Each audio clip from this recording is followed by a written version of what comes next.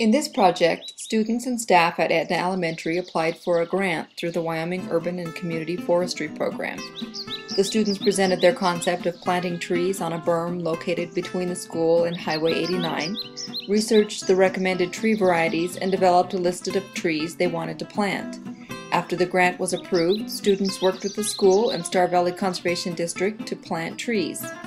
After planting the trees, students wrote an essay on the tree planting activity, and a reporter from the Star Valley Independent newspaper was on site during the tree planting.